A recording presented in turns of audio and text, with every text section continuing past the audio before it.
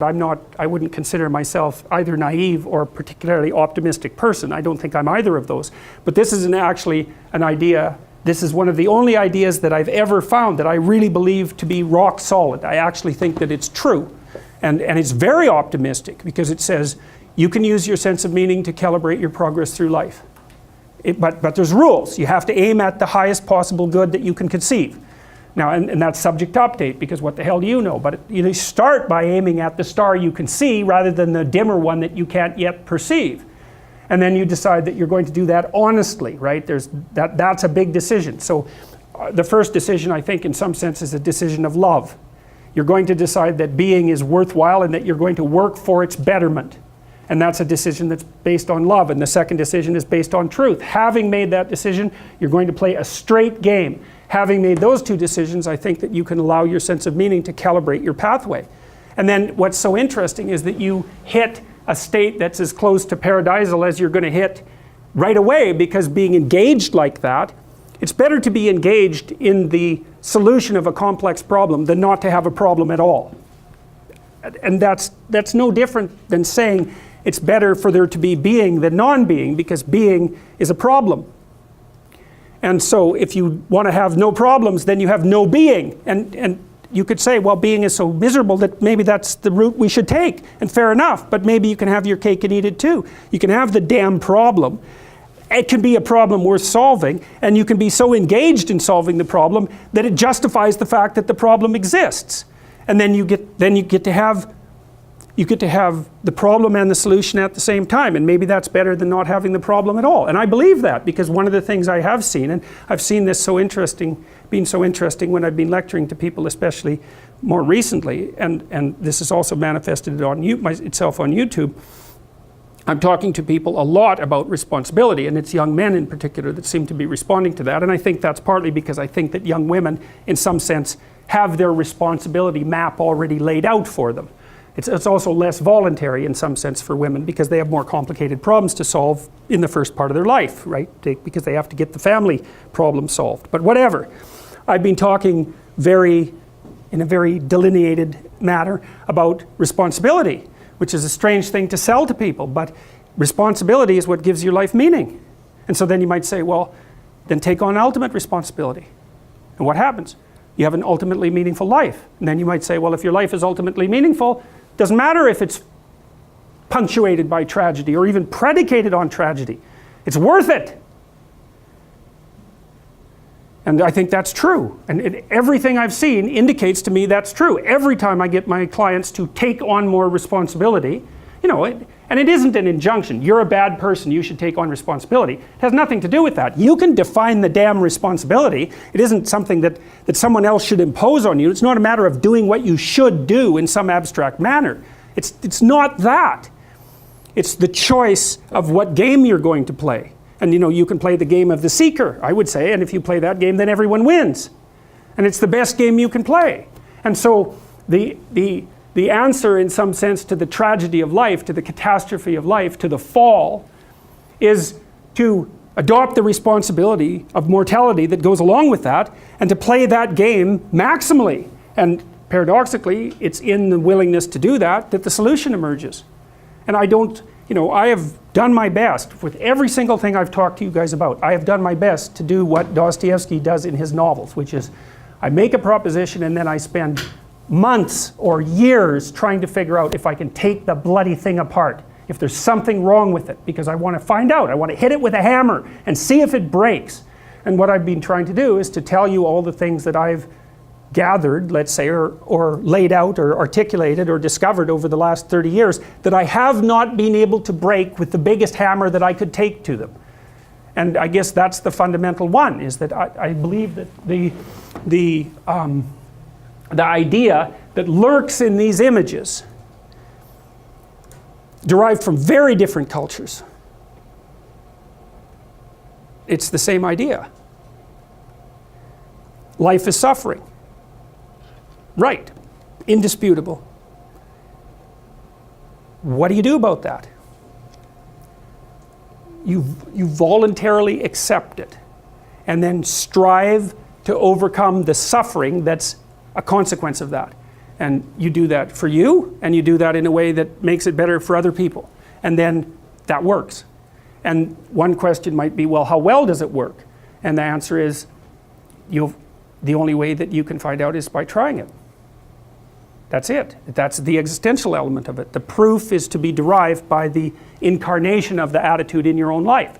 No one can tell you how it will work for you. It's the thing that your destiny is to discover that. And you have to make the decisions to begin with. It's like, because you can't do this without commitment. You have to commit to it first. That's the act of faith that Kierkegaard was so insistent upon. You have to say, I'm going to act as if being is good. I'm going to act as if truth is the pathway to enlightenment. I'm going to act as if I should pursue the deepest meaning possible in my life. And there's reasons to do none of those. They're real reasons. So it's really a decision. But you can't find out what the consequence of the decision is unless you make the decision. I think the same thing happens when you get married, by the way. So if you think you might leave, you're not married. And then you think, well, the marriage didn't succeed. It's like, well, maybe you were never married. Because the rule is, you don't get to leave. And there's a reason for that rule. Now, I'm not saying that there aren't situations where there should be exceptions made for that. That's not the point. The point is that there's some games you don't get to play unless you're all in. And the other thing that's so interesting about being alive is that you're all in. No matter what you do, you're all in. This is going to kill you. So I think you might as well play the most magnificent game you can while you're waiting. Because do you have anything better to do? Really? Why not pick the best thing possible that you could do? Why not do that? Maybe you could justify your wretched existence to yourself that way. I think you could. That's what it looks like. You know, people find such meaning in the responsibilities they adopt, it stops making them ask questions about what life is for. If you have a newborn child, for example, like unless you're really in a bad way, psychotically depressed, or maybe your personality really needs some retooling, you stop thinking about anything but ensuring that that baby is doing well. And if someone comes along and asks you an existential question about your commitment to that, the right response is, why are you asking me such stupid questions when this is manifesting itself right in front of your eyes? Like, how blind can you be? That isn't a time for questions about the meaning of life. The answer is right in front of you. And if you can't see it, it's not because life has no meaning, it's because you're blind. I mean, that's what the image of the Virgin Mother and the child is all about. It's like, what's the answer to the meaning of life? Here's an answer. It's like, well, I'm going to criticize that. Well, go right ahead. You know, it's like what you're like a what do you call that? A termite gnawing on a temple. There's no utility in that sort of criticism. It's blindness. And it's the same thing with regards to the path of the hero. It's like it glistens in front of you and you can criticize it. It's like, fine. Put the cart before the horse and see how far you get. So I thought, to bring full closure to the class, I was trying to solve this terrible puzzle that confronted me and many other people about how it was that human beings got themselves in such a tangle about what they believed. Such a tangle that we were pointing the ultimate weapons of destruction at one another, which, by the way, we are still doing. And I thought, okay, well, I understand that. We need our belief systems. They orient us. And that means there will be conflict between belief systems, and that can be a catastrophe. And that's being played out everywhere, again, in very many ways. What's the solution to that? Well, one possibility is there's no solution. It's just mayhem all the way around. Could be the case. But it seemed to me, as I delved into it, that the proper solution to that was to live properly as an individual, because you're more powerful than you think.